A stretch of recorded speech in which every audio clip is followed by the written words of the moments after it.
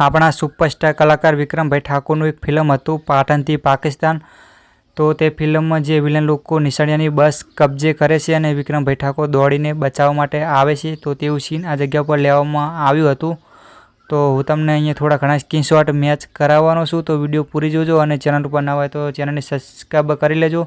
તો હું તમને લોકેશન લાસ્ટમાં કહી દેવાનો છું। તો પહેલો સ્ક્રીનશોટ એક હું તમને અહીંયા મેચ કરાવું છું। તો મેં અહીંયા સ્ક્રીનશોટ લગાવ્યો છે જે વિક્રમભાઈ ઠાકોર દોડીને આવતા હોય છે। તો મેં જે ચોરસ સ્ટીક લગાવી છે એ તમે મેચ કરી શકો છો।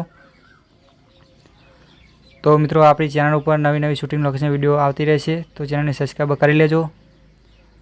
તો બીજું સીન સામેથી સાઈડથી લેવામાં આવ્યું હતું, જે વિક્રમભાઈ ઠાકોર દોડીને આવતા હોય છે। તો જે સામેની સાઈડથી વિક્રમભાઈ ઠાકોર દોડીને આવતા હોય છે તેવું સીન આ જગ્યા પર લેવામાં આવ્યું હતું। તો તેમની પાછળ એક બોર્ડ બતાવવામાં આવ્યું છે જે વળાંકનું। તો મેં અહીંયા સ્ક્રીનશોટ લગાવ્યો છે અને જે ચોરસ સ્ટીક લગાવી છે મેં જે વિક્રમભાઈ ઠાકોરની પાસે જે બોર્ડ છે, તો હું તમને તે બોર્ડ ઝૂમિંગ કરીને પણ બતાવવાનો છું। તો આ જગ્યા ઉપર ઘણી બધી ફિલ્મોના શૂટિંગ થયા છે। જે સામે ટેકરો છે, ટેકરા ઉપર પણ ફિલ્મના શૂટિંગ થયેલા છે। તો હું તમને સ્ક્રીનશોટ એક અહીંયા મેચ કરાવું છું।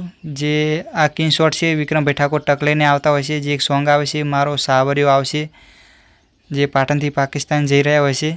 તો તે સોંગનો સ્ક્રીનશોટ મેં અહીંયા લગાવ્યો છે, તો તેમાં તમે બોર્ડ મેચ કરી શકો છો। તો હું તમને અહીંયા ઝૂમિંગ કરીને બતાવું છું। તો મેં ઝૂમિંગ કર્યું છે અહીંયા અને સ્ક્રીનશોટ મેચ કરાવું તમને। તો મેં ચોરસ સ્ટીક લગાવી છે, તમે મેચ કરી શકો છો। જે બોર્ડ છે તમે પરફેક્ટ મેચ કરી શકો છો। તો આ જગ્યા પર વિક્રમભાઈ ઠાકોર દોડીને આવતા હોય છે, તો તેવું સીન લેવામાં આવ્યું હતું,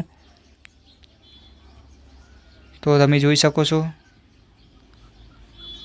તો મિત્રો બીજો સ્ક્રીનશોટ એક હું તમને અહીંયા મેચ કરાવું છું। તો મેં જે ટીક લગાવી છે ટીક તમે બધા બોર્ડ મેચ કરી શકો છો, જે મેં ટીક લગાવી છે। તો મિત્રો આપણે લોકેશનની વાત કરીએ તો લોકેશન છે જે પાવાગઢ પાસે વડા તળાવ આવેલું છે। તે વડા તળાવથી આગળ જે મેન હાઈવે આવે છે તે હાઈવે ઉપર આ શૂટ થયું હતું ફાઇટ સીન। તો વિડીયો હું અહીંયાથી પૂરી કરું છું।